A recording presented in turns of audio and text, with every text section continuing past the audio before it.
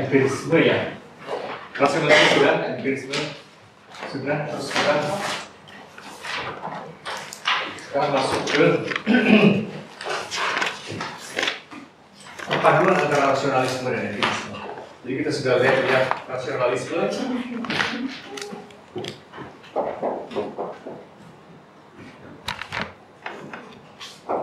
empirisme.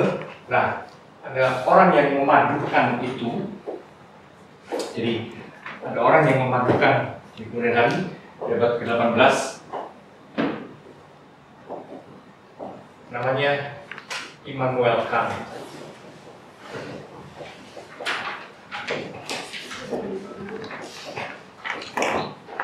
Namanya itu Immanuel Kant. Dia memadukan itu antara dibilang pengetahuan yang sejati, yang betul-betul ilmiah itu, kata dia, tidak pernah hanya pengetahuan indrawi, data indrawi belaka, itu nggak pernah, gitu kan ya. Karena si data itu pun sebenarnya dibentuk diam-diam oleh ide yang ada di kepala kita. Disebut ide-ide a priori. Jadi maksudnya pengetahuan yang ilmiah itu, pengetahuan ilmiah itu perpaduan antara data empirik,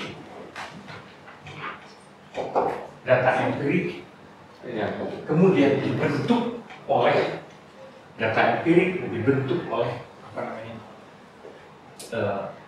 ide-ide a priori yang ada di kepala kita.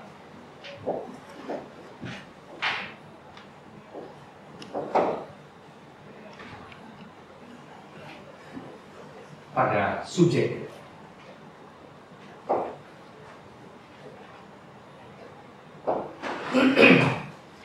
Jadi data-data empirik objektif itu tuh dibentuk tidak pernah sangat polos gitu ya, kita tangkap tuh nggak pernah sangat polos karena di kepala kita sendiri sudah selalu ada ide-ide a priori pada subjek. Misalnya salah satu yang dimaksud ide-ide a priori ini bagaikan lensa ya.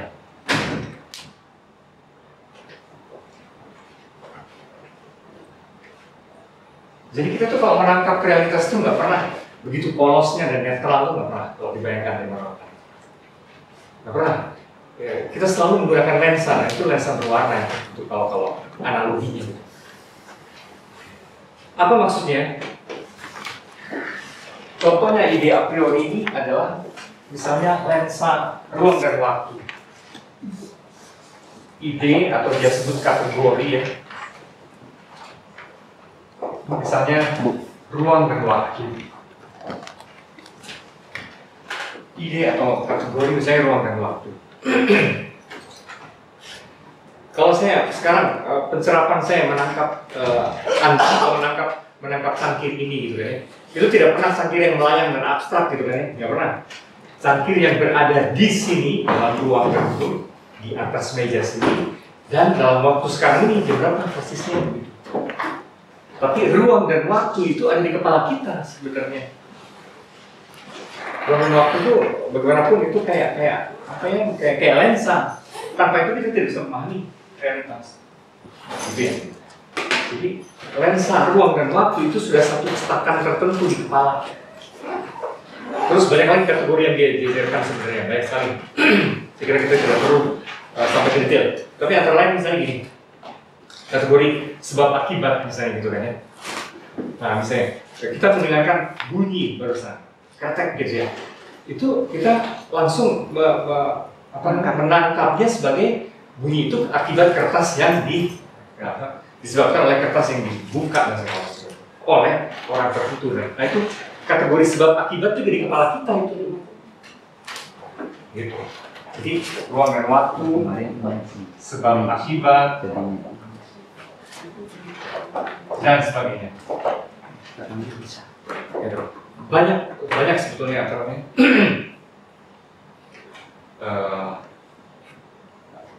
isi kategori-kategori itu. Pendeknya ini di kepala kita ada ide-ide itu untuk mengatur data-data,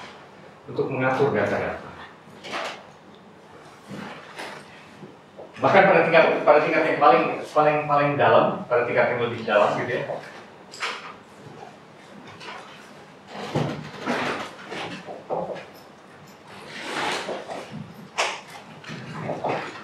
Pada tingkat yang lebih dalam, atau bentuk lensa gitu ya, pada tingkat yang lebih dalam, lensa itu kan berlapis-lapis ini. Nah, pada tingkat yang lebih dalam ada lensa yang biasa disebut ide regulatif. Ide regulatif itu contohnya misalnya dia bilang kan ide mengenai dunia. Nah, gitu ya. Dunia kan kita juga sebenarnya nggak tahu dunia itu apa. Itu kan dunia itu apa ya? Bahwa cangkir ini dan Anda semua dan kita semua berada di dunia gitu kan.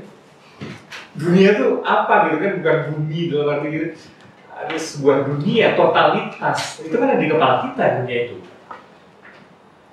Masalahnya kalau itu dihilangin, itu kita nggak punya konsep totalitas. Semua nggak ada tempatnya sih benar-benar itu nggak bisa dipahami. Segala data itu, data dan peristiwa tidak bisa dipahami. Kalau kita nggak punya gagasan sebenarnya mengenai dunia, kita nggak tahu dunia itu apa sebenarnya. Tapi itu. Lalu jiwa itu juga ide regulatif yang paling mentok gitu. Kita nggak pernah tahu juga sampai hari ini juga jiwa itu apa kan sebenarnya. Jiwa itu apa kita nggak tahu. Tapi ya udah percaya aja kalau kita nggak punya konsep itu, kita nggak bisa memahami segala kelakuan kita, ngomong, mencari pengetahuan segala macam itu apa gitu. Bersedih hati, berbahagia gitu. Itu tuh apa dong gitu. Jadi itu adalah hal-hal yang kata lain untuk ide regulatif ini adalah postulat.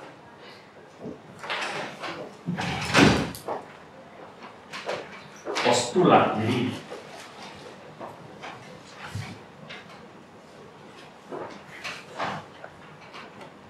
seperti itu.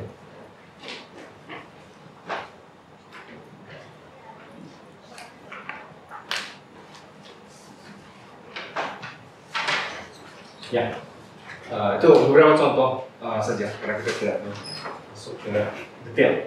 Tapi pendeknya postulat, maksudnya postulat itu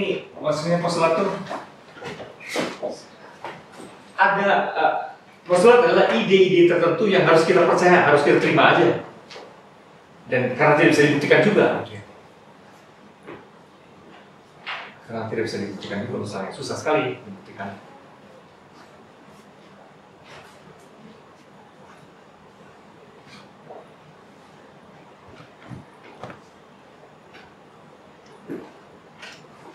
Misalnya, salah satu contoh postulat yang lain misalnya adalah Tuhan. Tuhan itu sesuatu yang tidak bisa disamakan dengan segala benda-benda ya. Kalau benda-benda itu kan bisa dibuktikan, ada. Nah kalau Tuhan itu nggak bisa dibuktikan, itu kayak dunia, kayak jiwa. Itu harus kita pakai sebagai postulat aja. Harus kita take for granted aja bahwa itu ada gitu. So kalau tanpa Tuhan itu semuanya jadi misalnya terus ini semua ada dari mana gitu kan. Jadi kayak postulat aja harus aja nggak usah dibuktikan. So, kalau tidak segala tidak bisa dipahami. Gitu. Seperti kalau tidak ada jiwa, seperti kalau tidak ada dunia. Jadi orang boleh ngotot gitu. Dari mana kita tahu ada jiwa? Dari mana kita tahu ada dunia? Apa tuh dunia? Ya udah kata Immanuel Kant itu tuh nggak usah dipersoalkan. Itu tuh kayak wadah yang tanpa itu semuanya berantakan gitu. Makanya disebutnya ide regulatif, ide yang mengatur, yang menata, yang memungkinkan segala hal dipahami, gitu.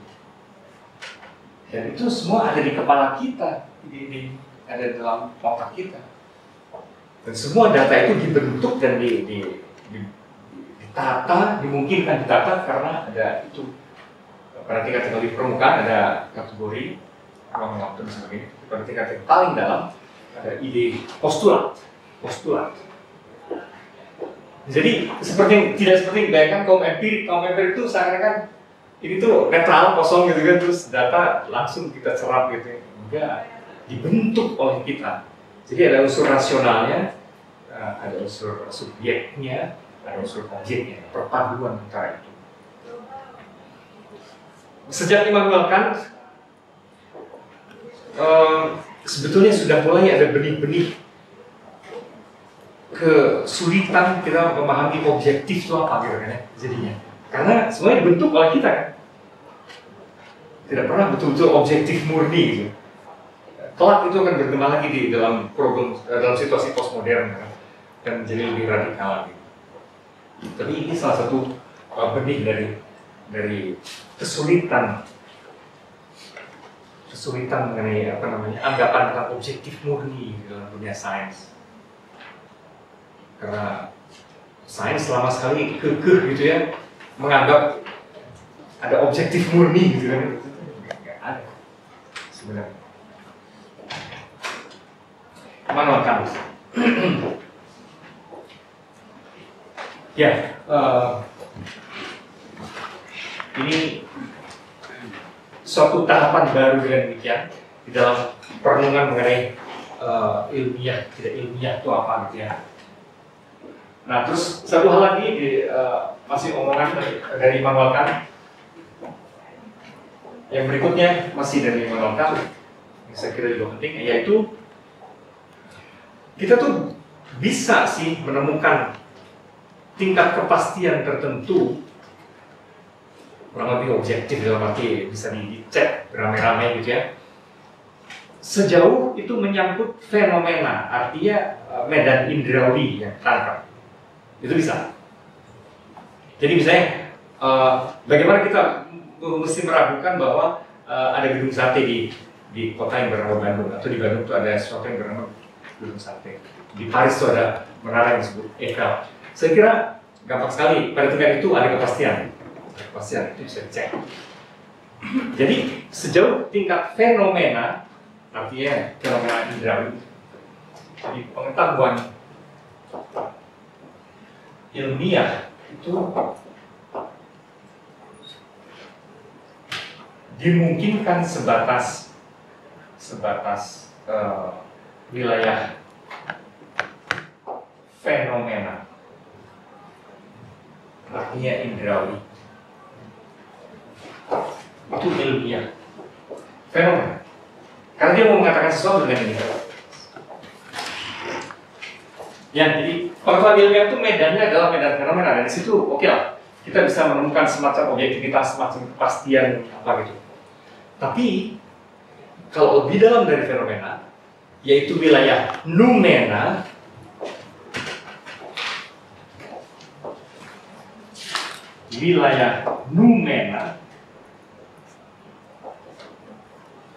yaitu mengenai hakikat kehidupan ini sesungguhnya apa. Terus siapakah sesungguhnya Tuhan itu? Terus apalagi? Apakah itu hidup sudah mati? Bahasa gitu deh. Itu di luar medan sains. Itu di luar medan indrawi.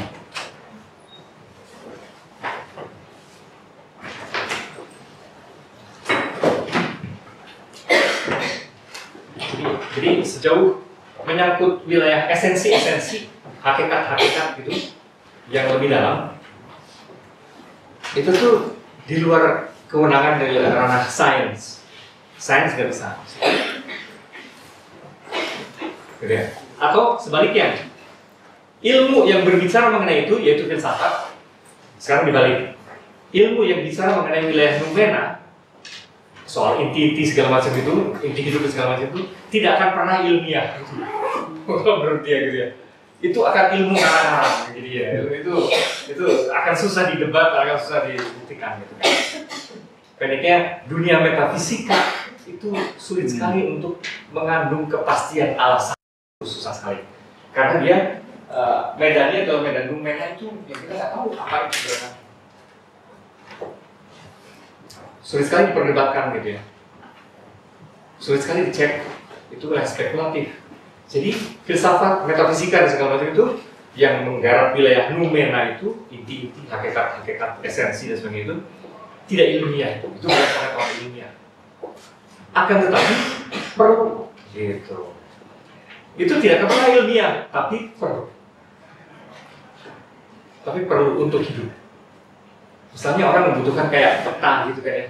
Persis seperti tadi ya di sini. Tuhan dunia jiwa itu kan kayak wadah ya. Kalau tanpa itu ambrol semua gitu kan. Nah, ya, maka ini juga gitu. Filsafat juga meskipun nggak ilmiah nggak apa, tapi perlu. Karena manusia butuh peta, butuh ya untuk hidup praktis manusia butuh.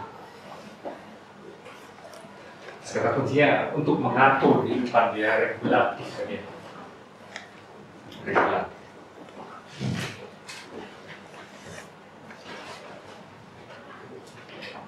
Jadi dia menegaskan pemilahan itu ya. Filsafat metafisika itu sebenarnya bukan medan ilmiah. Sedangkan medan ilmiah di sisi lain adalah wilayah fenomena saja. Itu bukan wilayah numer.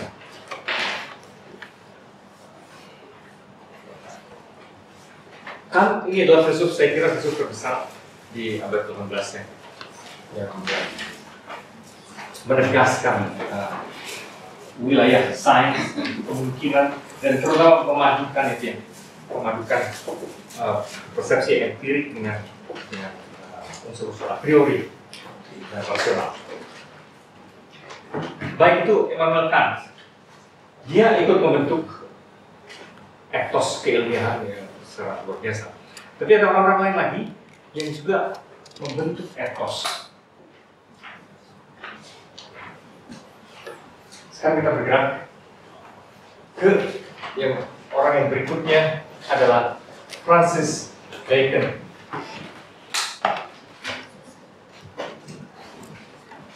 Ini tokoh lain lagi, Francis Bacon. Ini juga salah satu pilar yang membentuk dunia ilmiah hari ini. Apa yang penting dari omongan Francis Bacon? Yaitu bahwa sains itu mesti dilakukan melalui eksperimentasi, ya, bukan spekulasi.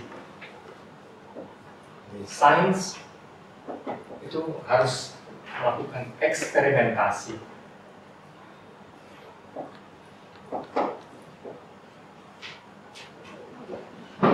Bukan spekulasi.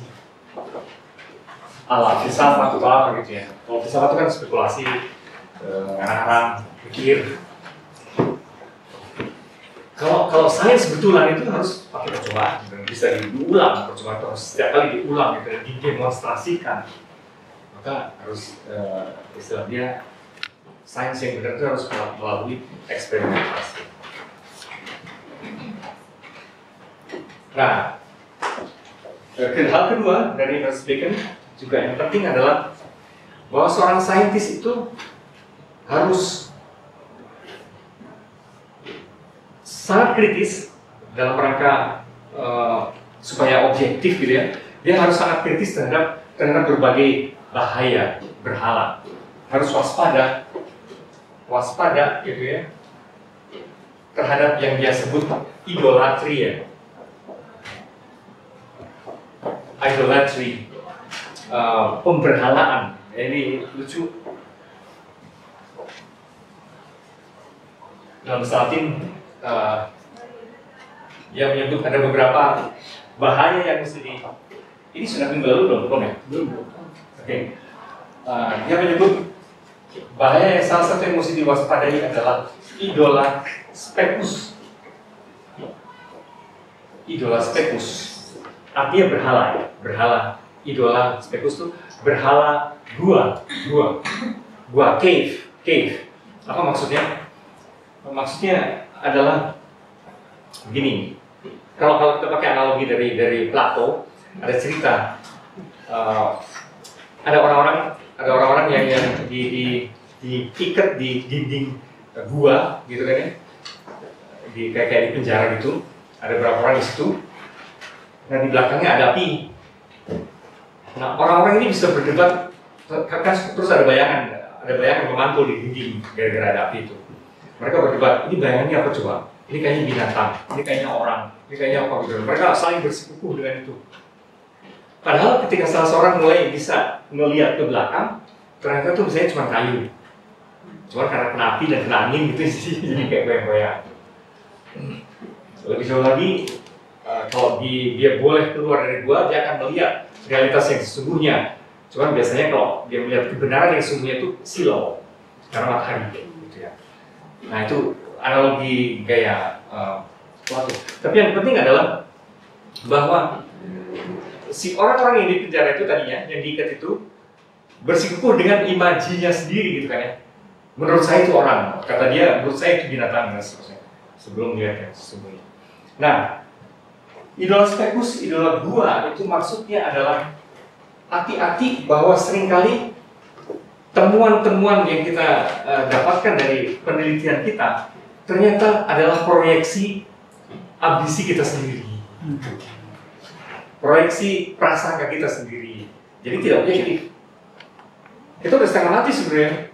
Dengan segala cara dan kita mengira itu objektif, statistik segala itu toh, loh kok jadinya sebenarnya itu proyeksi kita sendiri. Jadi ini berhala gua ya gua Oke.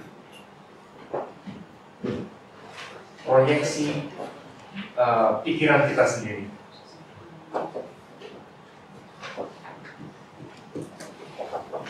Seringkali gitu. Sebenarnya logikanya sederhana gini, sederhana ini logikanya itu. Jadi misalnya kalau kita mencintai, jatuh cinta sama seorang, maka yang akan kita lihat yang bagus-bagusnya terus gitu dari orang itu. Nah, kalau kita benci sama orang itu, yang akan kita lihat yang jeleknya terus gitu. Dan sampai susah sekali kita menemui yang bagusnya gitu orang itu. Itu kan sebetulnya tidak objektif, itu pantulan kita sendiri sebenarnya.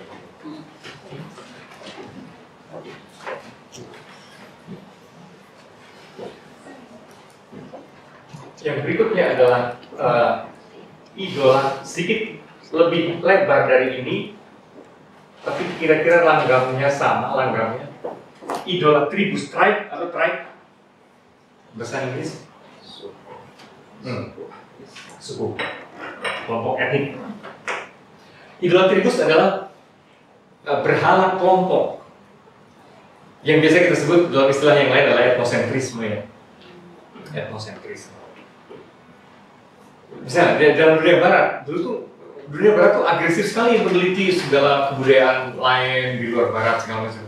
Tapi diam-diam jatuhnya selalu budaya lain tuh jatuhnya lebih rendah gitu selalu dari budaya barat gitu.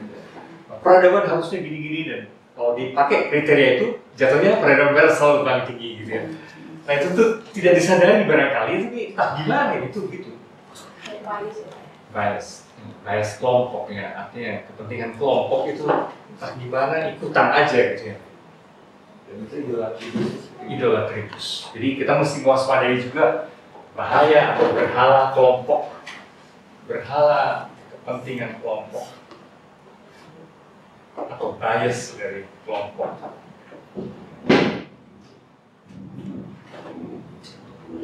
Bisa sentimental kelompok juga. Bisa. Jadi kalau kelompok sudah lama bermusuhan gitu, kelompok A sama kelompok B gitu ya, apapun yang muncul dari kelompok B akan selalu jelek juga gitu ya. Itu ya gitu. Dominasi ya, dominasi barat. Berapa dia menguasai dunia, lalu akhirnya dia membuat suatu tadi ya, idola tribus. Ya artinya seringkali tidak waspada terhadap berhala. Artinya ya, jadi idola di sini berarti berhala. Seringkali tidak waspada terhadap berhala ini kepentingan proyeksi dari kepentingan kelompok, superioritas kelompok. Jadi ini sebetulnya hanya ini pada tingkat individual, yang satu itu pada tingkat kelompok, sebenarnya kurang lebih sama. Ini ada idola lain lagi, yaitu idola fori. Idola forum itu adalah ruang publik, jadi pasar. Hati-hati berhala pasar. Itu biasanya sudah sangat menggoda. Maksudnya apa? Berhala pasar itu pendapat mayoritas. Itu seringkali amat menggoda kita. Kalau semuanya berkeyakinan seperti itu, semua orang juga ngomongin gitu. Kira-kira seakan-akan benar gitu. Kalau mayoritas pikir begitu, seakan-akan itu paling benar. Hati-hati sekali. karena tidak selalu benar. Padahal ini yang salah satu yang paling menggoda ya. Semua orang juga begitu. Di kita semua orang juga korupsi kan, gitu. Dengan salah satu cara gitu ya, semua orang juga korupsi jadi soal. Nggak, tapi dalam sejarah ada nggak coba pendapat mayoritas yang salah tiba-tiba? Padahal mayoritas. Apa ya?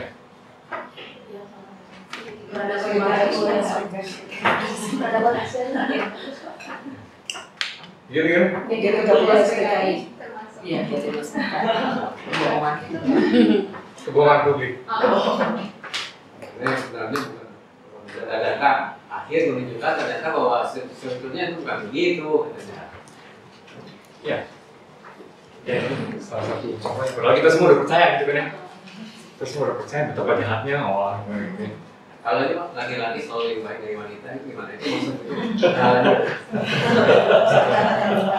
Harus jadi pemimpin, perempuan nggak boleh. Ya, itu spekusnya cowok ya. Apa? Male chauvinism gitu ya. Gender. Tapi pendapat mayoritas coba sebut lagi dalam sejarah selain itu. Yang spektakuler sekali. Satu contoh misalnya, dulu beramai-ramai orang mengira benar-benar bahwa bumi itu flat. Ya, meja seperti meja. Flat. Sementara langit itu lengkung. Terbalik tuh, buminya bulat, langit itu entah apa, nggak ada bentuknya gitu. Itu beramai-ramai salah. Dalam sejarah agama-agama umumnya para nabi juga awalnya tidak diterima kan? Iya. Karena bertentangan dengan mayoritas juga. Mayoritas biasanya menganggap ini aneh gitu kan. Baru belakangan sebagai pasti diterima. Kayak gitu. Jadi mayoritas tidak selalu benar. Meskipun sangat menggoda. Kalau kita tiba-tiba beda sendiri mikirnya ya sepertinya jadinya gue salah gitu ya. Gitu kan. Tapi kata Francis Bacon tidak. Mayoritas pun bisa salah. Jadi ini bahaya mayoritas. Bahaya mayoritas. Berhala mayoritas.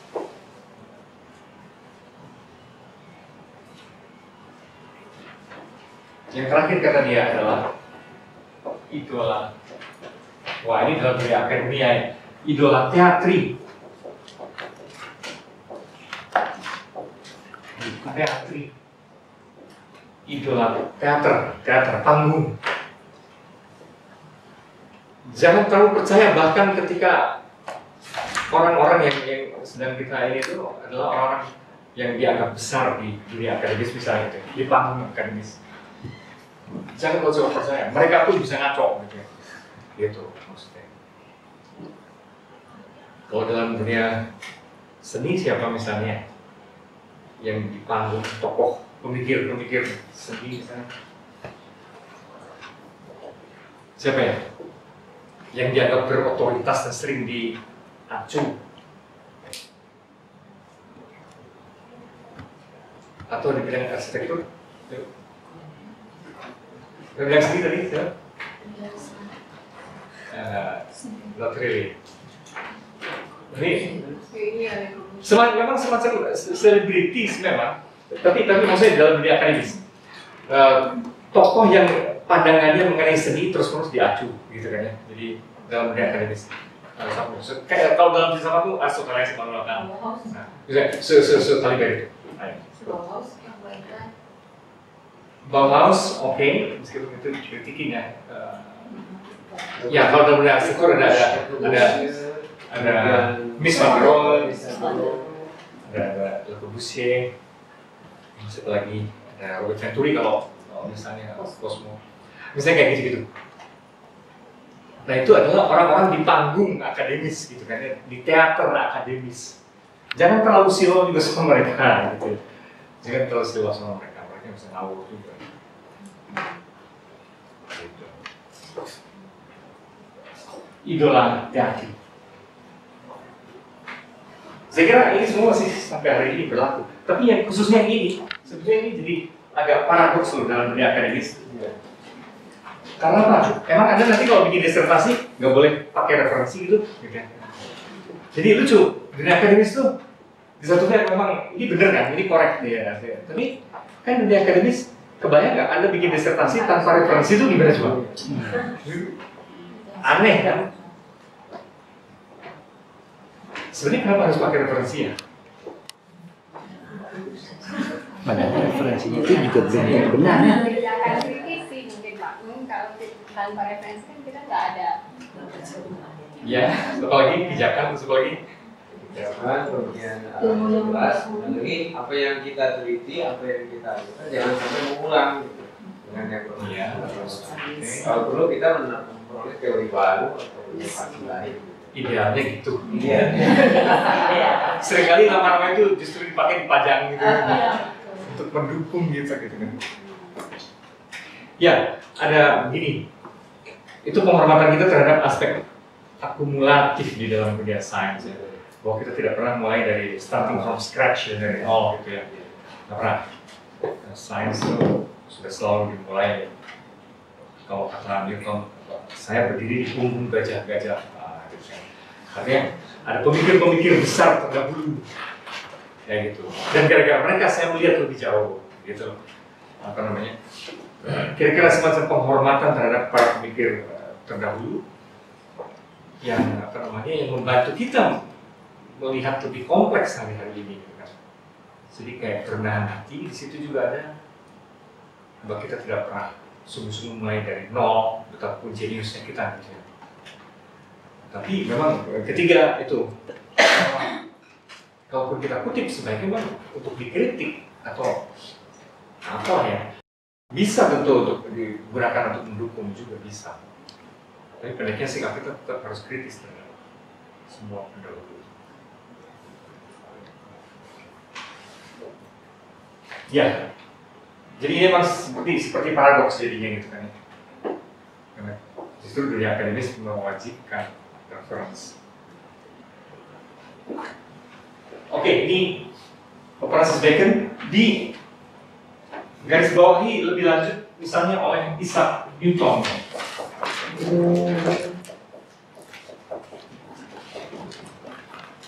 Isaac Newton menekankan sekali keterbukaan. Keterbukaan gitu. Seorang ilmuwan tuh harus terbuka pada aneka kemungkinan.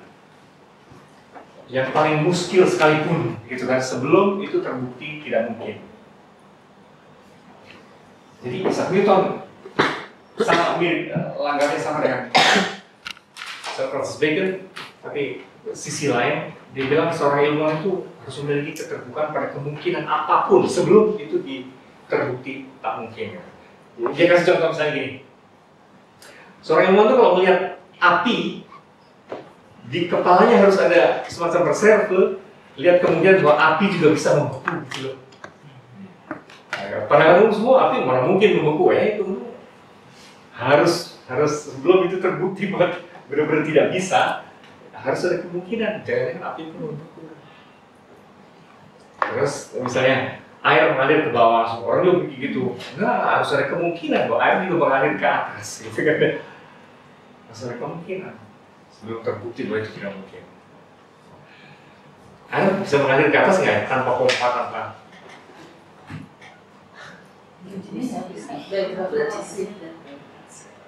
Mungkin. Ya.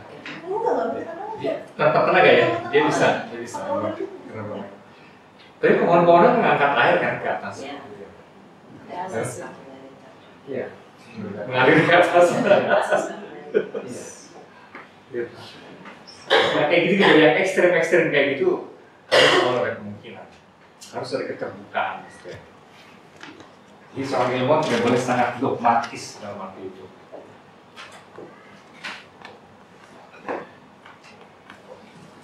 Ya, ini sekarang kita masuk ke abad 19.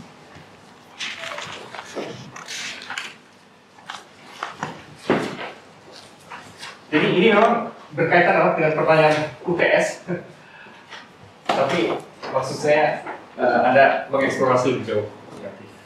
UTS itu.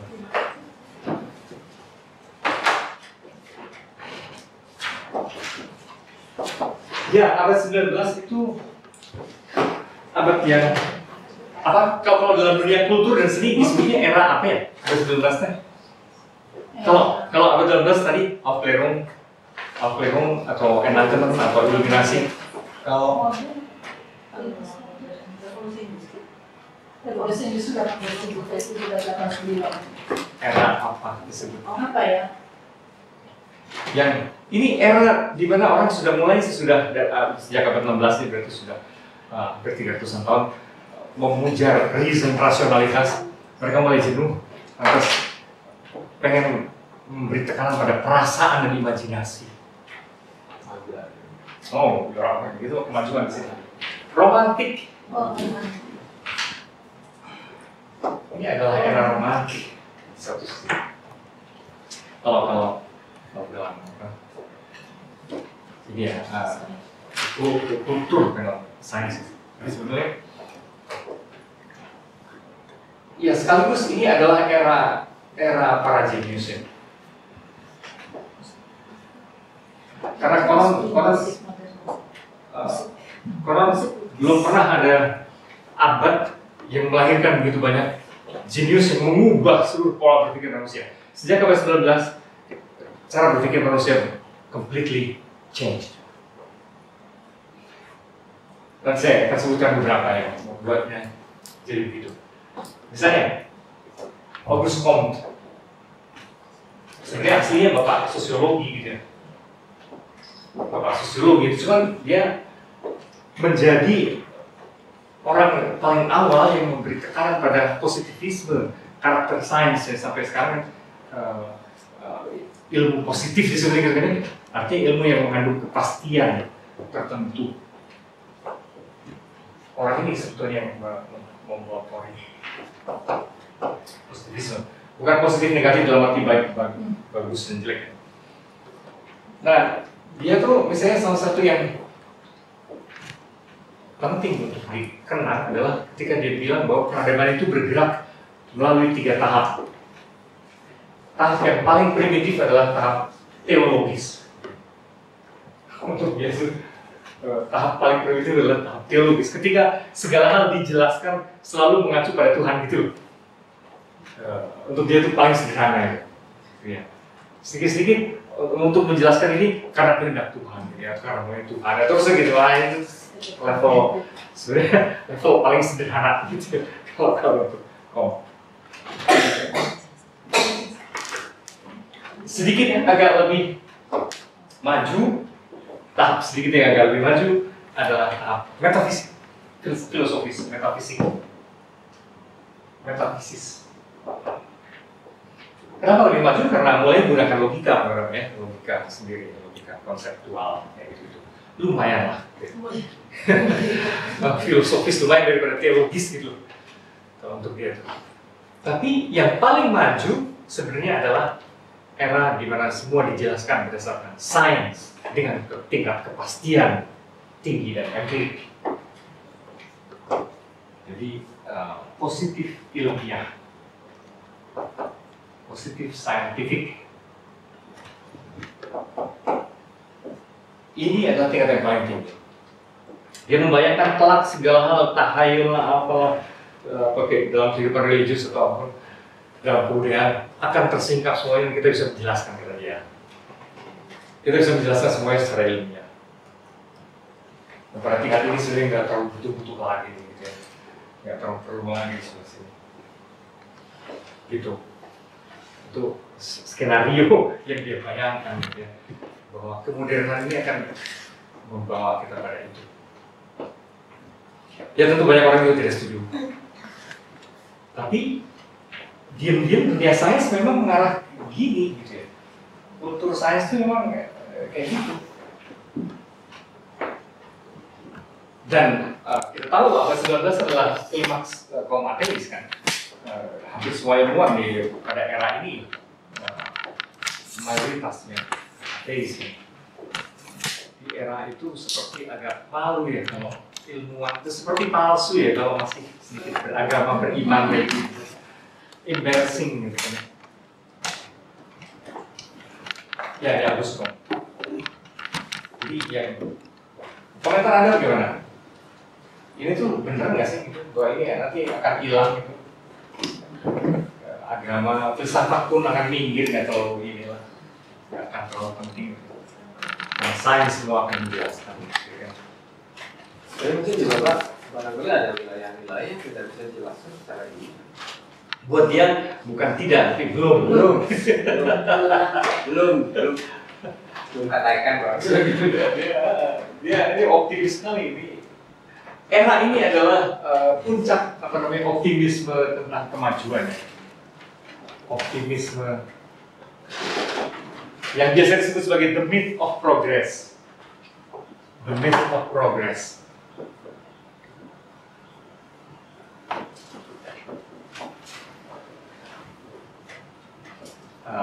Seperti ideologi kemajuan, mitos kemajuan. Orang begitu percaya seluruh peradaban ini akan maju berkat iptek. Iptek akan memberesin semuanya, akan membuat kita lebih manusiawi, menghilangkan segala tahayul, dan Tuhan yang membebani dan itu akan dihilangkan. Jadi ya ini era yang sangat optimis di suatu sisi, tapi pandangan-pandangan ini juga sekaligus ini sudah mulai paradoks mengenai yang modern.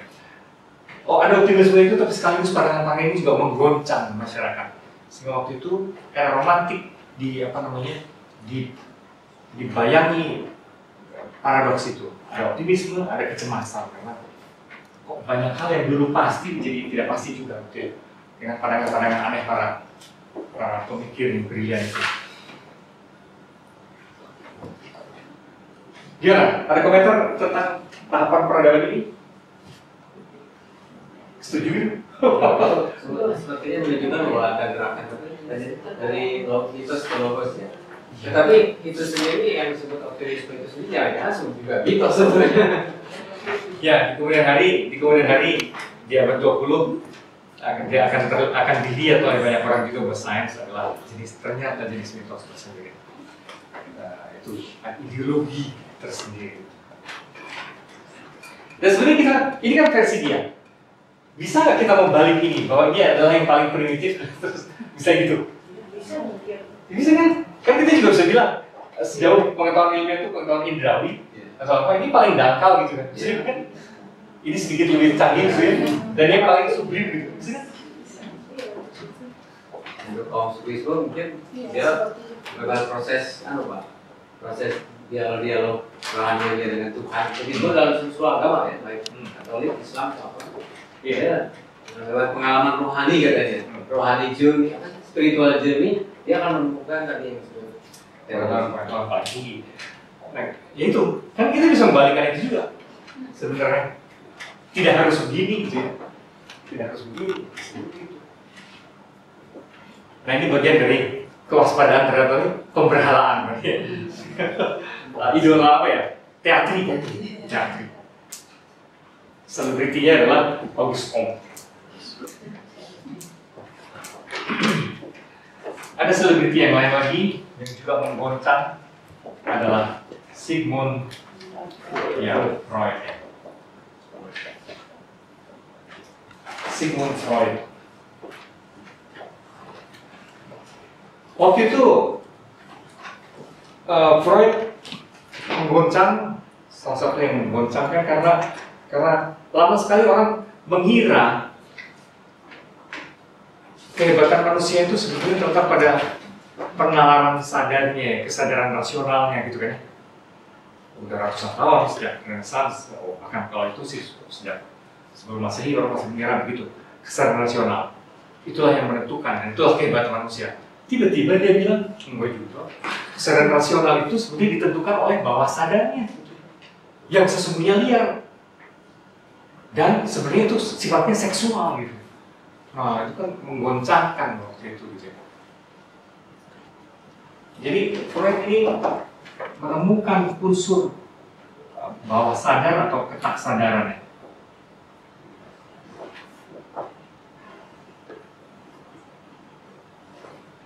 Bahwa psike kita, bahkan pemikiran sekalipun gitu ya, lebih ditentukan sebenarnya oleh ketidaksadaran instead of kesadaran. Dan itu rada menyinggung untuk banyak orang waktu itu. Pada tingkat itu sebenarnya apa ya, kita lebih, dan celakanya ketidaksadaran itu tadi seperti saya bilang, ini sifatnya seksual gitu. Jadi hampir segala hal bisa dijelaskan kalau ala Freud sebagai manifestasi sublim atau sebagai kompensasi atas problem-problem seksual, termasuk agama. Termasuk agama adalah seringkali berakar pada persoalan-persoalan seksual. Gitu ya. Dan pada sisi tertentu, misalnya gini, mungkin kalau mau dibayangin agak gampang, gini. Sebenarnya anak-anak tuh selalu pada awal-awalnya merasa nyaman kalau didampingi orang tua gitu kan, khususnya ibu, karena dia tadinya menyatu dengan ibu, ada kenikmatan di situ, ada kenyamanan di situ. Nah, ketika seseorang itu lahir, sebenarnya mulai goncang dia dan gimana gitu.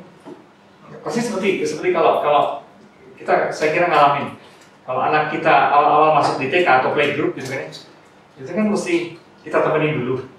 Terus setelah sekian hari, boleh kita mulai rada menghilang gitu kan. Dan mungkin setelah seminggu harus menghilang. Supaya mereka ini. Dan besok panik sekali karena anak itu, wah gimana. Nah, agama itu juga ketidaktahanan manusia mengalami kesendirian di alam semesta ini, bumi. Dan bersikukuh membayangkan, meskipun tidak ada gitu sesungguhnya, bersikukuh memproyeksikan seakan-akan ada orang tua yang lain yang bernama Tuhan gitu. Itu adalah semacam anak kecil tadi tidak berani sendirian gitu loh. Anak kecil yang bingung, yang harusnya dia kalau mau menjadi dewasa dia harus sendirian lah, tumbuh sendiri dan lepas dari orang tuanya. Tidak boleh dibayangi lagi oleh orang tua. Nah, dalam bentuk kolektif itu adalah sebenarnya agama. Agama itu proyeksi dari wishful thinking, dari angan-angan yang nggak kesampaian gitu, untuk balik lagi menyatu dengan ibu dan orang tua. Maka dia membayangkan ada suatu Tuhan, gitu ya. Dengan kata lain, dari sudut ini, agama adalah gejala sakit jiwa.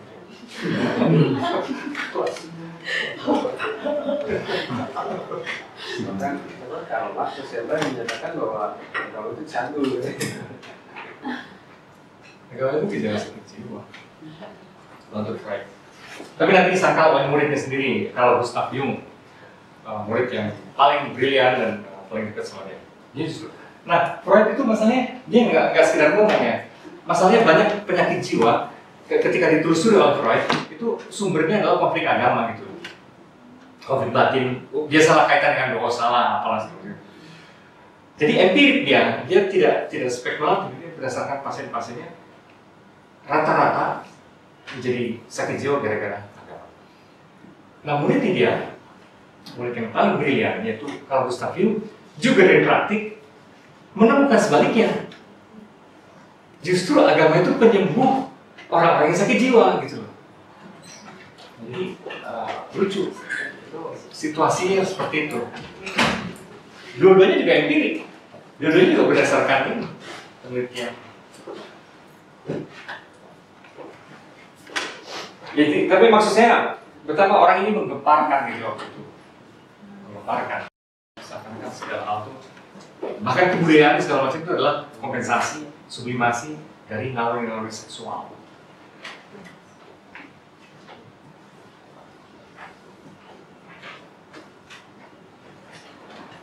Ya, meskipun demikian tentu sudah banyak kritik terhadap Freud, tapi bagaimanapun ide dia yang telah disebut adalah psikoanalisis ya.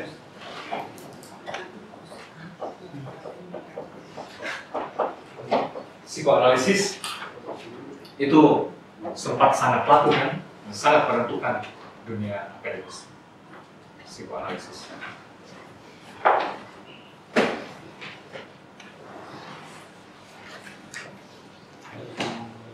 Nah, Freud. Belum pernah ada orang berpikir seperti itu sebelumnya. Dan sejak itu memang kemudian orang akrab dengan dunia bawah sadar gitu kan, karena menyadari bahwa ada unsur yang begitu menentukan ketaksadaran itu, wilayah ketaksadaran itu baru waktu itu.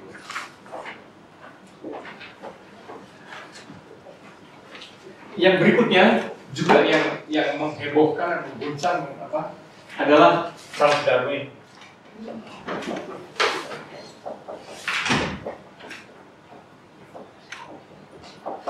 Charles Darwin, kita tahu itu karena evolusi ya, ide evolusi.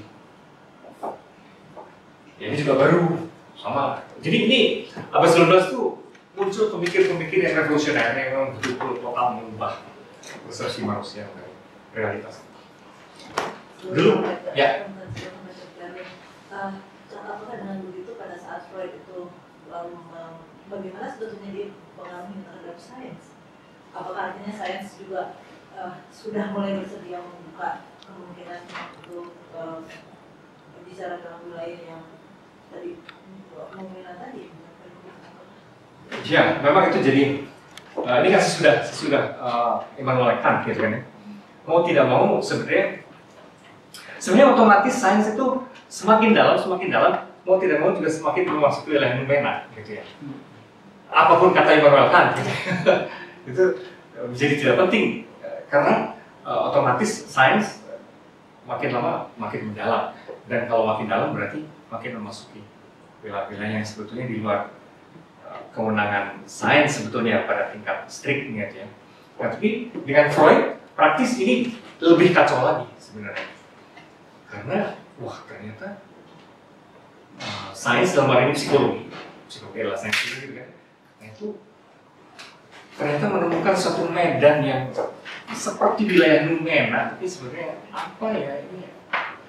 Bahwa konstruksi psike kita, gitu kan ya, setelah diteliti itu mengandung wilayah aneh itu yang tidak sadar, bahkan begitu menentukannya. Itu. Dan penemuan ini sangat berpengaruh dan mengubah cara perspektif berpikir sama sekali. Sama dengan Charles Darwin ketika bilang evolusi, karena sebelumnya orang begitu yakin bahwa alam semesta ini diciptakan titik gitu, dijelaskan. Tiba-tiba dia bilang berevolusi dari air, asam amino,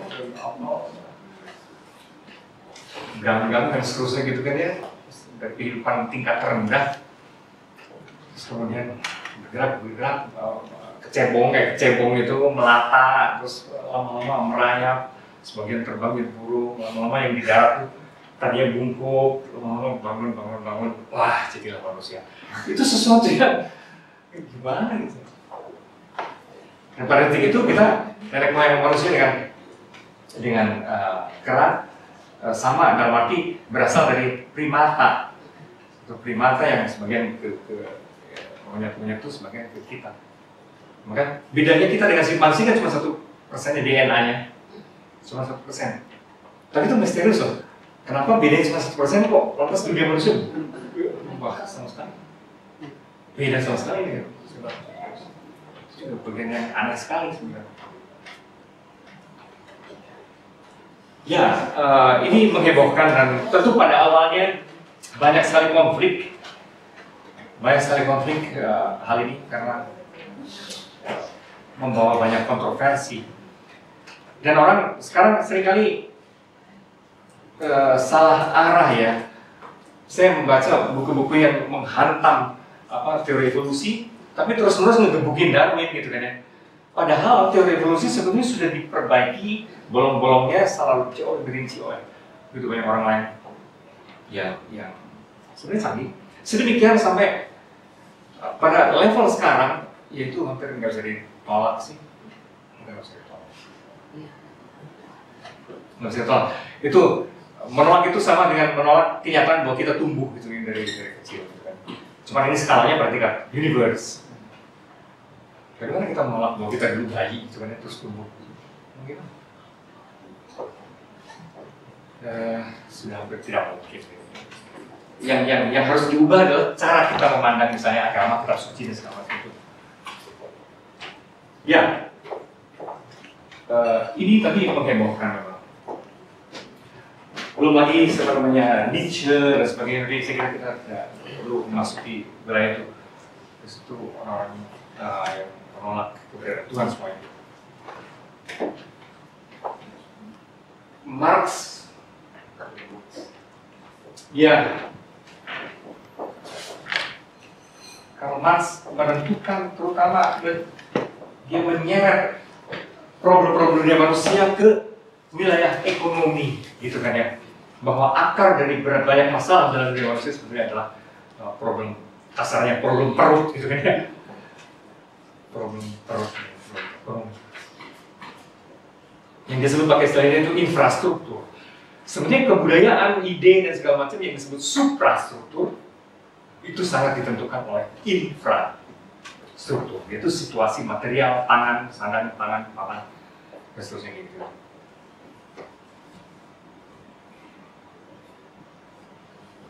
Jadi, misalnya kalau dalam dunia agama termasuk suprastruktur, termasuk kebudayaan, itu juga sangat dipengaruhi oleh lapar atau tidaknya orang gitu ya. Jadi kalau orang lapar terus mulai bayang-bayangkan Tuhan gitu kan. Kalau di Indonesia itu orang yang katanya fakir, kelaparan bisa jadi kafir, jadi nggak percaya Tuhan, karena kelaparan. Iya. Ya, saya kira pentingnya menyeret ke urusan infrastruktur material ekonomi.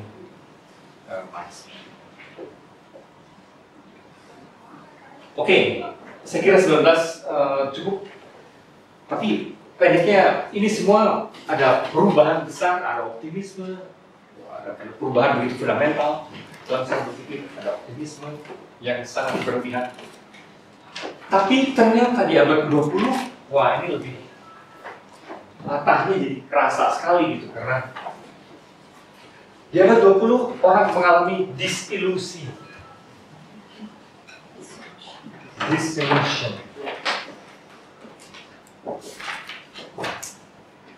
Di abad 20 khususnya gara-gara perang dunia ke-1 dan ke-2. Ini melahirkan, mematahkan mitos kemajuan ini, melahirkan disilusi kultural.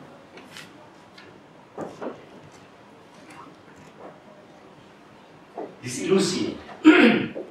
Karena mereka menemukan sesudah kita menjadi begitu modern, sejak Renaissance berarti 400 tahun, gitu kan ya. Ternyata hasilnya adalah kemampuan membinasakan diri gitu ya, secara begitu masif.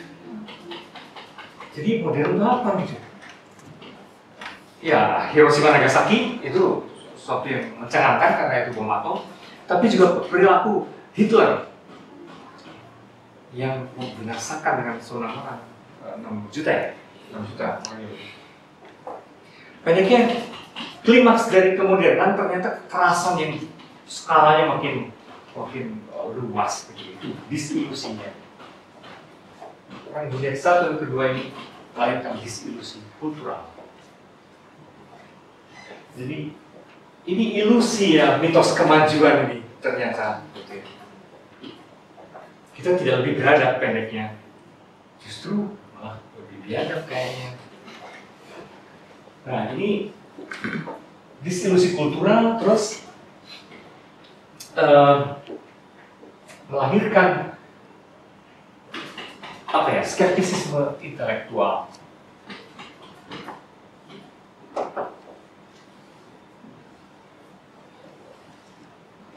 Banyak pemikir waktu itu ya karena kecewa, karena menderita, Eropa berantakan keseluruhannya, jadi menjadi pesimis, persis kebalikannya di abad 19, dan meragukan banyak hal.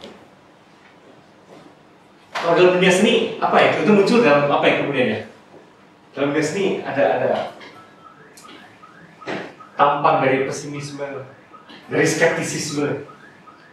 Sikap skeptik dalam dunia seni yang paling spektakuler sudah pernah dunia satu? No. Kamu?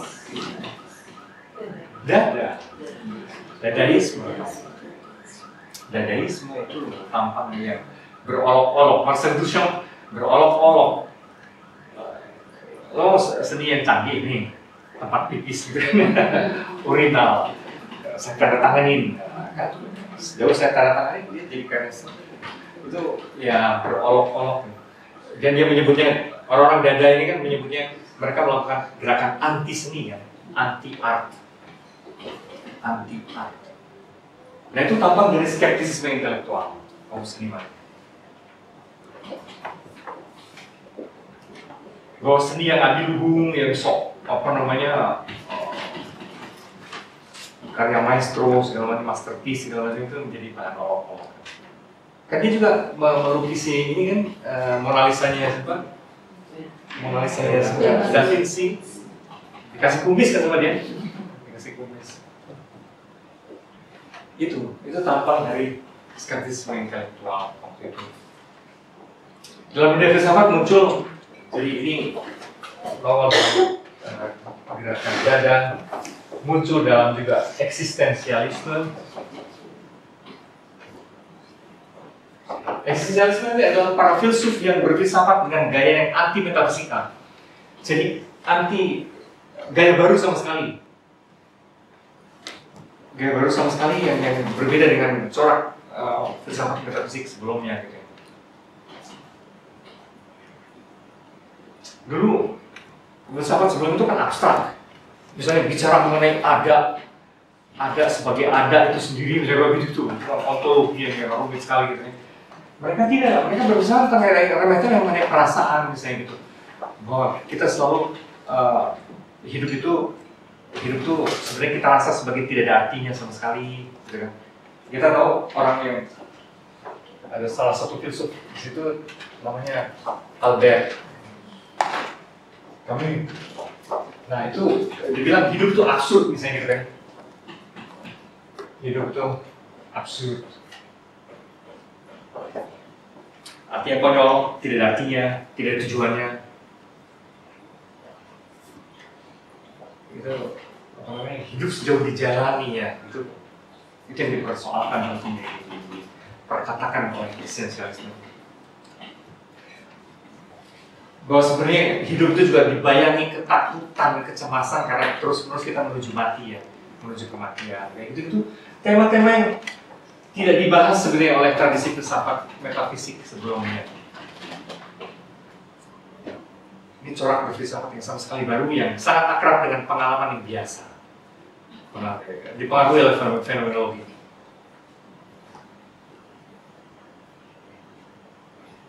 Siapa orang lain, misalnya gitu kan? Orang lain bagi saya itu siapa? Kalau kata Sartre, misalnya orang lain adalah neraka bagi saya. Orang lain itu mata yang terus-menerus mau menilai saya gitu ya, itu kayak hakim, kayak apa gitu kan. Maka kita kan jarang bisa berani sama orang asing tatap-tatapan gitu. Atau kita baku hantam kalau gitu ya. Jadi kita selalu mengalah kalau itu karena itu memperlihatkan orang lain itu akan menjudge kita gitu. Selalu itu kayak ancaman gitu untuk kita orang lain.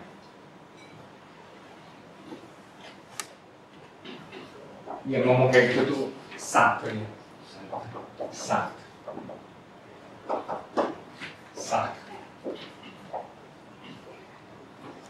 Nah ini gaya filsafat eksistensialisme berfilsafatnya kayak gitu, dekat sekali dengan pengalaman yang keseharian. Dan mereka juga berfilsafat lucunya Pak Jo, tidak selalu dalam berupa tulisan-tulisan filosofis, tapi juga melalui drama. Jadi Sartre ini juga membuat naskah-naskah drama. Terus novel-novel, salah seorang novelis yang berbau eksistensialis itu yang besar sekali adalah Dostoyevsky.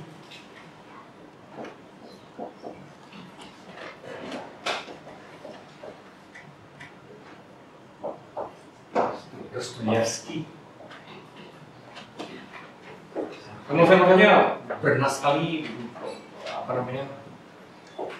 dan ini masih kaum eksistensialis ini banyak juga yang ateis ya.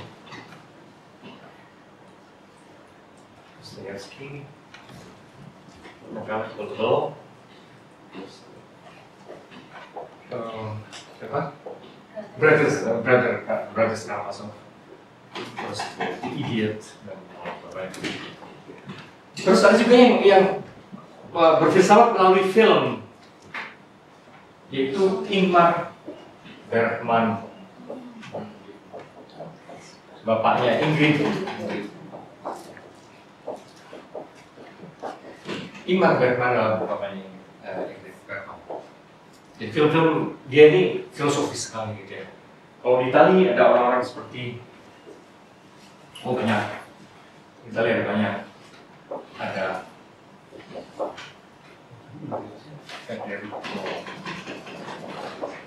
Fellini,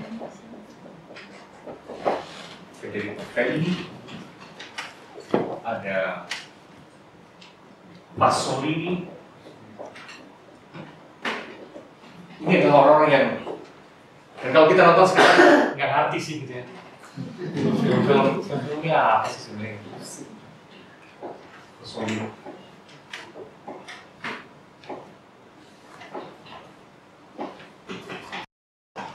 Jadi berfilsafat tapi melalui seni, sastra, novel, teater, dan film. Dan auranya hampir selalu skeptik. Skeptik, nihilis, bahkan dalam beberapa hal nihilis gitu ya. Nggak ada yang berharga, percuma gitu kan. Persis kayak gini, kayak Kamil ya. Hidup tuh nggak ada artinya. Ya begitu, ada suasana seperti itu. Ya, kemudian gelombang lebih lanjut itu menggelombang menjadi besar sekali di kemudian hari dalam fenomena flower generation. Anda masih ngalamin ya? Hippies.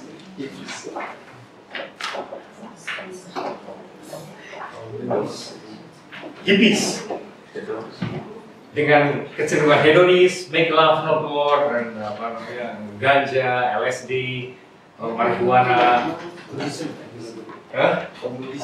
Buddhisme.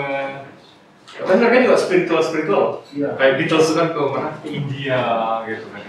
Juga juga meditasi gitu. Beberapa dari generasi itu kan pada jadi ini yang gundul-gundul tuh Hare Krishna. Kalau di Eropa Anda lihat orang-orang Barat yang gundul terus pakai bawa kendang, gunjring-gunjring itu semua itu. Nah itu sisa-sisa dari generasi ini ya. Yang menolak kemodernan ala kapitalis. Kenapa juga mereka harus kerja, harus jadi sekrup pabrik gitu kan ya? Untuk apa? Kenapa mesti kayak gitu?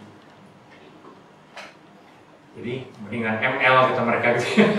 Make love and not war gitu. Flower generation. Jadi ini saya kira revolusi kaum muda ini kan tahun 68-an kan? Tahun 68-an. Dulu para filsuf juga ikutan di dalam generasi ini.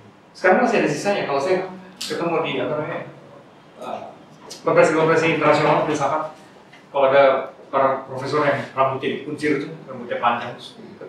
Biasanya itu dari sisa-sisa dari masih gitu, masih atau pakai ikat kepala benar.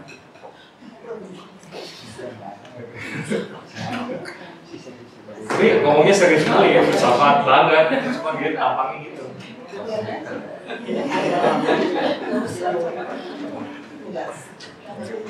Kalau nggak pakai dia kan? Nanti nggak serius.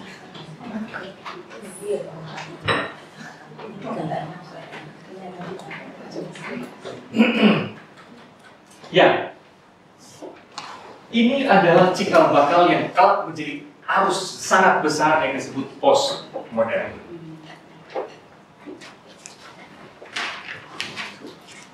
Jadi ini adalah utupan-utupan waktu itu masih rada kecil, boleh dibilang kekecewaan terhadap kemodernannya. Ini adalah embrio yang kemudian menggelombang menjadi gelombang besar yang disebut kemudian hari post modern. Di akhir abad 20 khususnya di awal abad 21 kita sekarang, yaitu postmodernisme dalam arti awalnya memang itu berupa style dalam berbagai sektor ataupun kritik sastra postmodernisme itu, tapi lama atau kemudian menjangkit menjadi mazhab filsafat, tapi lama-lama itu menjadi gejala zaman keseluruhan kita. Gelombang besar postmodernisme dalam arti aneka sikap kritis terhadap, tidak selalu mesti menolak artinya, terhadap modernitas. Kritis itu bisa juga melihat bahwa yang situasi sekarang itu konsekuensi lebih lanjut dari kemodernan, itu juga kritis. Tapi ada juga yang bilang yang sekarang kita alami adalah upaya untuk melepaskan diri dari segala kerangka modern. Jadi ada diskontinuitas dari yang modern. Menurut saya dua sisi itu dua-duanya benar.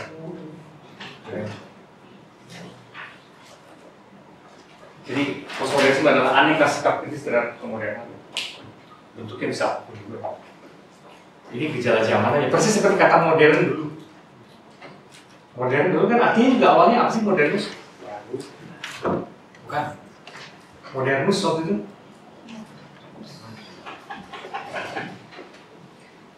Ada kaitannya dengan baru. Bahasa Latin. Ini sebetulnya saat ini, hari ini, modernus tuh hari ini. Jadi waktu itu, ya seperti posisinya seperti kalau kita menggunakan kata masa kini. Nah, gitu kan. Ini sih gaya masa kini, nah gitu. Karena orang nggak tahu menyebut apa waktu itu. Banyak fenomena baru dia sesuai pasca Renaissance. Itu banyak hal tuh baru dan beda sekali dengan kerangka berpikir abad pertengahan, entah bentuk bangunan, entah apapun. Dan mereka tidak tahu mesti menyebut apa.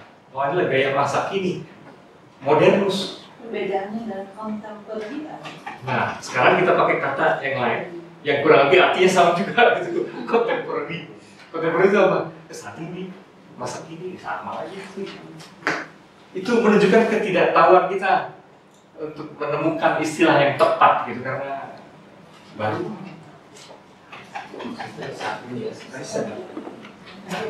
Ya seperti bahasa Sunda kiwani. Masa kini. Jadi itu sebutan yang gampangan sekali sebetulnya kan, modernus. Nah sekarang itu juga jadi gampangan juga postmodernus gitu ya. Apa gitu semua juga.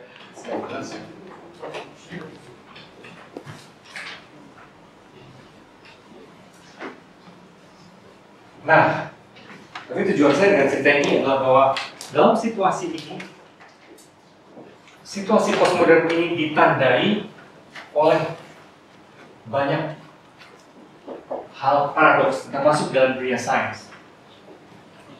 Era kita nih, milenium kita ini ditandai oleh banyak paradoks.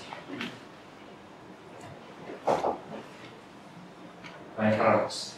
Jadi kekuatan yang bertentangan satu sama lain. Satu, misalnya kecenderungan sentrifugal dulu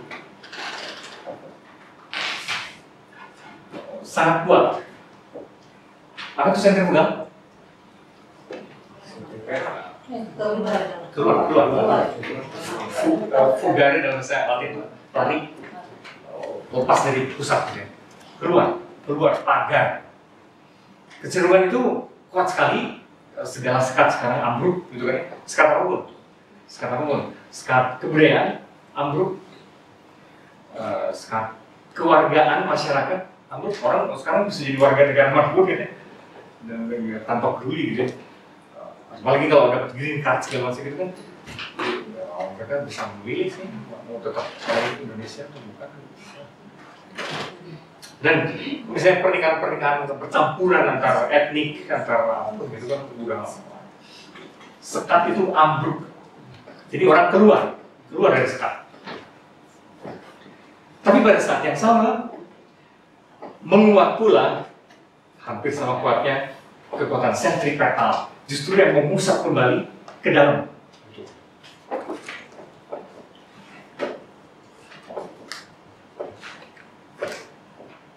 Kekuatan sentripetal kuat yang suka ini muncul dalam segala istilah fundamentalis ya. Istilahnya itu istilah peoratifnya dalam fundamentalisme. Fundamentalisme itu ada di mana pun. Ada fundamentalisme kebudayaan gitu kan. Orang yang apa ya, yang kemudian menjadi fanatik kesundaan, kejawaan kayak gitu ya, dan seakan-akan harus murni Sunda, harus murni Jawa, harus murni gitu. Itu kan fundamentalis juga, fundamentalis kultural. Satu contoh bahwa ini sama kuat adalah waktu Lady Gaga mau kesini. Coba, itu kalau kita lihat di internet itu hampir sama kuat itu. Yang pro dan kontra itu, wah itu seru sekali. Dua-duanya sama kuat. Menolak, mau menerima,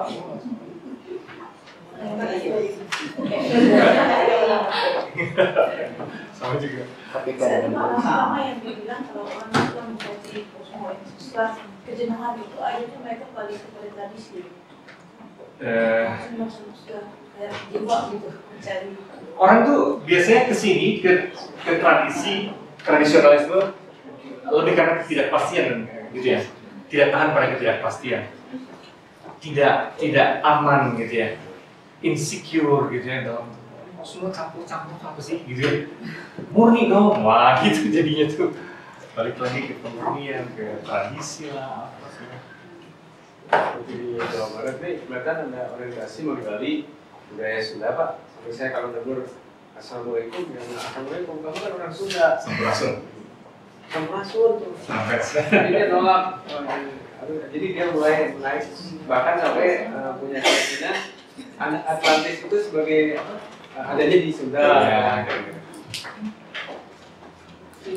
memang. Dalam segala hal, tadi dalam kebudayaan, dalam agama apalagi, di dalam sains juga ini, kalau dalam sains ini muncul dalam bentuk hibridisasi. Nah, hibridisasi, bentuk-bentuk hibrida ya, percampuran itu, yang dalam bahasa yang biasa yaitu kecenderungan interdisipliner.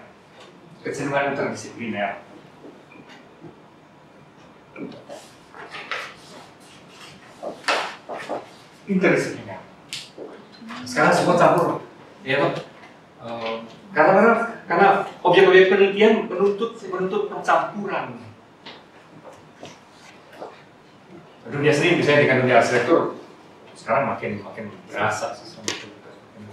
Tapi juga dalam eksperimen ilmu keras, bagaimana biologi sekarang dibantu oleh kimia, misalnya proyek cloning segala itu kan perpaduan biologi, kimia, fisika plus ilmu komputer karena harus dihitungin di komputer semuanya. Itu kan hibrida sekali gitu ya. Nah, itu tuh makin banyak yang percampuran interaktif gitu antar disiplin keilmuan. Sementara dalam dunia ilmu juga ada fundamentalisme ilmiah yang menuntut kalau seni itu jangan terlalu dicampuri dengan macam-macam dong ya. Kalau arsitektur itu jangan dicampuri macam-macam. Itu ada juga dong. Ada juga tendensi itu. Jadi pada saat yang sama sentrifugal, saat yang sama ada sentripetal.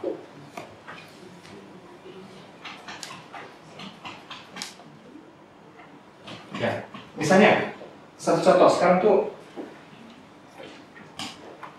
ada aturan ya kalau di Indonesia itu linearitas ya. Jadi kalau S1-nya bidang A, bidang S2-nya harus tetap A. Untuk guru besar harus linear. Yang sebenarnya kontra situasi ini. Jadi gimana sebenarnya itu?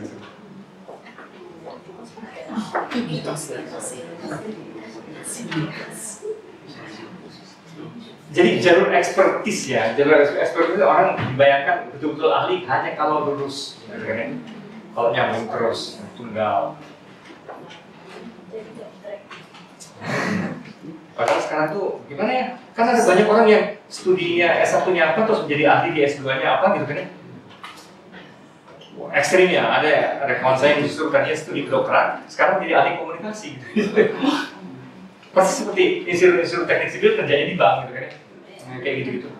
Kan, wah, sekarang tuh mana-mana sebenarnya. Dan banyak juga disiplin-disiplin ilmu yang multi entry kan. Boleh masuknya S2, S2, S3 dari manapun. Nah, kayak gitu. Jadi aturan linearitas itu kan gimana ya? Itu kontraproduktif sebenarnya.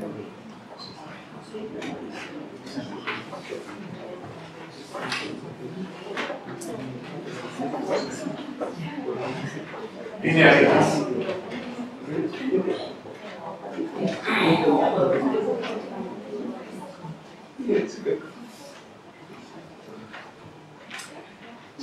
Gejala lain lagi yang sama juga bertentangan juga.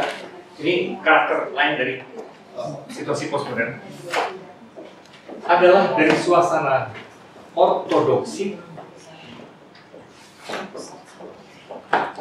ke heterodoksi.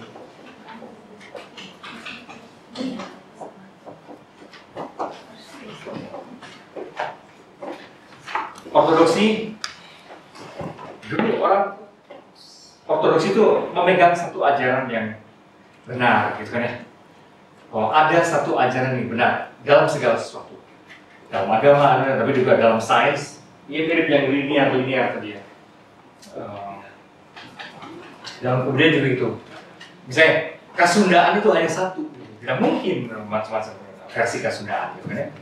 Kalau kita mau cari yang murni, Sunda ya harus satu, Jawa ya harus satu versinya. Itu ortodoksi kultural. Ortodoksi dalam agama, gitu. Kristianitas itu harus satu, Katolik itu harus satu, Islam juga harus satu ajarannya, Buddhisme harus satu. Tapi, ya ini kita tahu ini banyak kecenderungan ini kuat sekali dalam agama, dalam budaya.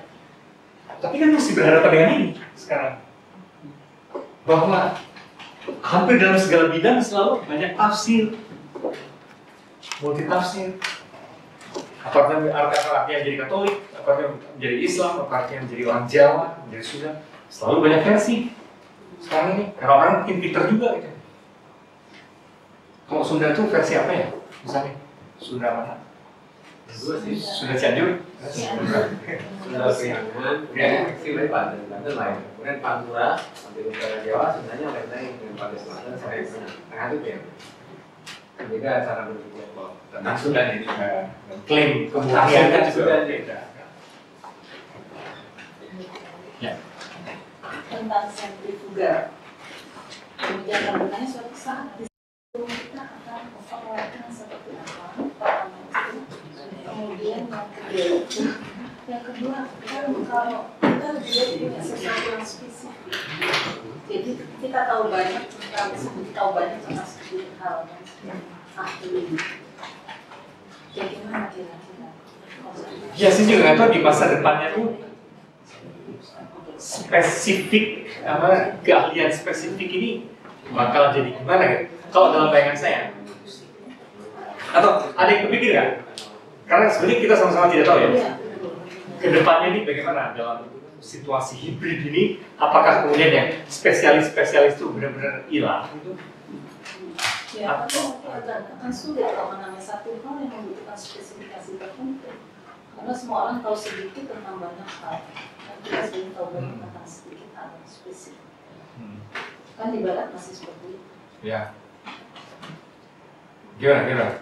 Saya lihat di Kopertis aja nih, Kopertis Rakyat nih, nggak tahu Kopertis yang lain.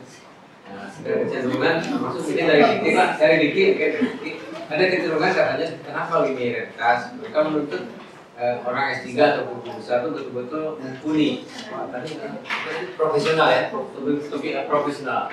No satu bidang ya, tapi dalam. Tapi ada aliran tadi kan siapa ya Pak? Saya nggak tahu apa yang lebih tepat. Yang seseorang itu karena disulitas itu tadi bahkan karena itu dia menjadi profesional kan. Nah sekarang ada aliran kecenderungan di sini orang harus dilihat supaya lebih profesional, lebih mumpuni di bidang arsitektur. Ya, ini prospek ke depan gitu. Kalau ngeliat situasi. Kalau ke depan kalau saya lihat mungkin sedikit tapi banyak. Tapi kalau kayaknya akan ditutup model kolaborasi. Jadi kayak ada tuntutan persoalan di dunia ini kan makin kompleks. Dia akan punya sedikit kalau tadi modernisasi nggak apa-apa, tapi dia tidak bisa dia tidak bisa memecahkan berbagai macam persoalan. Dia harus menggabungkan berbagai macam hal. Jadi kita menemukan apa DNA baru atau apa itu kan tetap ahli-ahli itu harus bergabung gitu kan. Jadi karena jangan bisa memecahkan persoalan, soal tsunami, soal bencana, soal apapun, sampai soal penduduk segala macam itu mesti disiplin. Kalau dia bersikukuh untuk satu atau dua, problem itu ya akan sama dari tahun-tahun kita lihat. Jadi nggak, ya timbullah skeptis kembali ya teman-teman. Dan jangan lupa, kolaborasi itu baru efektif kalau yang berkolaborasi menguasai bidang masing-masing. Kalau enggak juga nggak gugur loh.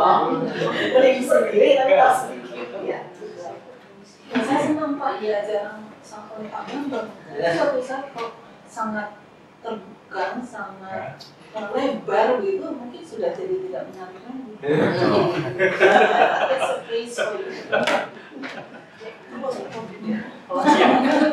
Tapi akhirnya kolaborasi itu menuntut keahlian yang spesifik. Kalau nggak ada gunanya. Tidak apa ada linearitas, tapi dia harus berkolaborasi. Menurut saya secara otomatis akan jadi gitu sih.